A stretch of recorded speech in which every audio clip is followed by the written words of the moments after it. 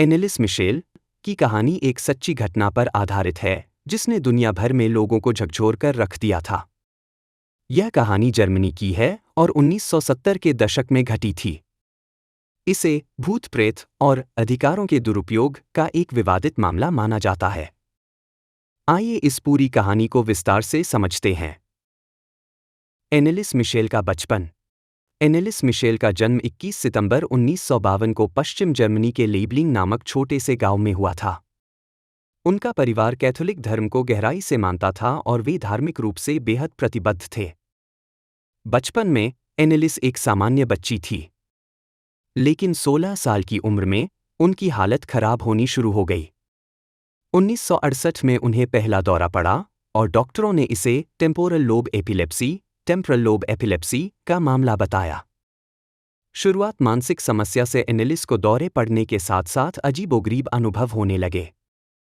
वह कहने लगी कि उसे असामान्य आवाज़ें सुनाई देती हैं और डरावने चेहरे दिखाई देते हैं। कुछ समय बाद उन्होंने बताया कि उन्हें महसूस होता है कि कोई दुष्ट आत्मा उनके शरीर पर कब्जा करना चाहती है। डॉक्टरों ने इसे मानसिक बीमारी समझकर उन्हें चिकित्सा के लिए दवाएं दीं, लेकिन उनकी हालत में कोई सुधार नहीं हुआ। उल्टा उनकी स्थिति और बिगड़ने लगी। भूत प्रेत का दावा और धार्मिक हस्तक्षेप। एनेलिस और उनके परिवार को लगने लगा कि उनकी समस्या चिकित्सा नहीं बल्कि आध्यात्मिक है। उन्होंने मान लिया कि एनेलिस पर शैतानी आत्माओं का कब्जा है। परिवार ने चर्च से संपर्क किया और एक एक्सॉर्सिज्म यानी भूत भगाने की धार्मिक प्रक्रिया के लिए अनुरोध किया। एक्सॉर्सिज्म की प्रक्रिया। 1975 में चर्च ने 2 पादरियों अर्नस्ट ऑल्ट और आर्नोल्ड रेंज को एक्सॉर्सिज्म की प्रक्रिया शुरू करने की अनुमति दी। अगले 10 महीनों में एनेलिस पर 67 बार एक्सॉर्सिज्म किया गया। स्थिति बिगड़ती गई। इस प्रक्रिया के दौरान एनेलिस ने भोजन और पानी तक लेने से मना कर दिया। वह कहती थी कि यह आत्माओं का आदेश है। उनकी हालत इतनी खराब हो गई कि वह बेहद कमज़ोर हो गईं और 1 जुलाई 1976 को 23 साल की उम्र में कुपोषण और निर्जलीकरण के कारण उनकी मौत हो गई। मौत के बाद मुकदमा। एनेलिस की मौत ने पूरे जर्मनी को हिला दिया। उनके माता-पिता और पादरियों पर हत्या और लापरवाही का आरोप लगाया गया।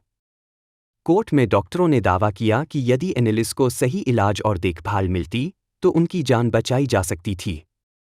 1978 में कोर्ट ने उनके माता-पिता और पादरियों को दोषी ठहराया, लेकिन उन्हें केवल 6 महीने की सजा सुनाई गई, जिसे बाद में निलंबित कर दिया गया। कहानी का प्रभाव। एनेलिस मिशेल की कहानी धर्म और विज्ञान के बीच के विवाद का प्रतीक बन गई।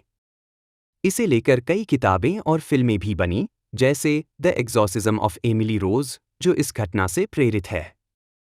यह कहानी आज भी यह सवाल उठाती है कि क्या उनकी मौत मानसिक बीमारी का नतीजा थी या फिर किसी अदृश्य शक्ति का प्रभाव।